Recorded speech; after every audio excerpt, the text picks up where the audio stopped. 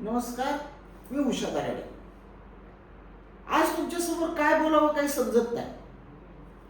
हे फुटायला लागलंय, मन अस्वस्थ झालंय. काय चाललंय?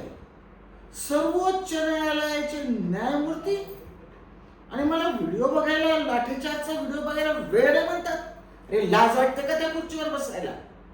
राजीनामा का देत नाही? मूर्खासारखं बोलला.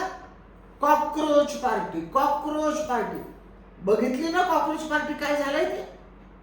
तुम्ही तिथं डॉक्टर बाबासाहेब आंबेडकरांनी दिलेल्या घटनेमुळे त्याच्यावर लोकांच्यासाठी बसले आहात.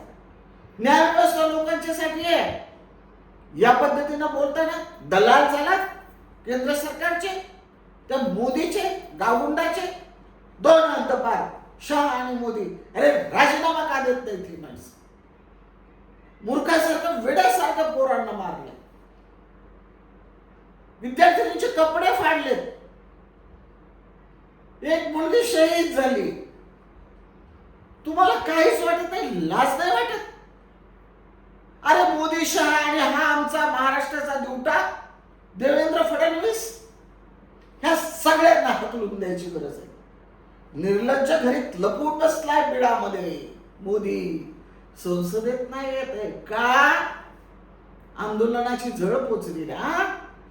त्या हद्दपारला तुम्ही सगळं फेस करायला सांगताय संसदेमध्ये. दुसरा कोर्ट अमित शहा, म्हणजे सुप्रीम कोर्टाने केंद्र सरकारचं मोदीचं ऐकायचं आणि त्यांच्या बरोबर जजेसला घेऊन फॉरेनच्या वाऱ्या करायच्या. कुणाला मूर्ख बनवताय? द्या आता राजीनामा, खुर्ची खाली करा. सर्वोच्च न्यायालयाच्या खुर्चीवर बसण्याचे ते सुप्रीम कोर्टाचे कोण ते झुरळ जज, त्यांना त्या खुर्चीवर बसण्याची लायकी नाही त्यांची. आता त्यांनी ती खुर्ची सोडली पाहिजे. मोदींनी राजीनामा दिला पाहिजे, शहाने राजीनामा दिला पाहिजे. आणि पत्रकारांना डोकं ठिकाणावर आहे ना. आहेत आमच्या निखिल वागळे सारखे, ते धाडसाना विशाल शर्मा सारखे बोलणारे, नेहा ठाकूर सारखे. पण तुम्ही काय त्या आमच्या प्रियंका गांधीला काय प्रश्न विचारत होता? त्या बहादूरबाईनं जे काही तुम्हाला उत्तर दिले ना, बघा जरा चेहरा आरशामध्ये जाऊन.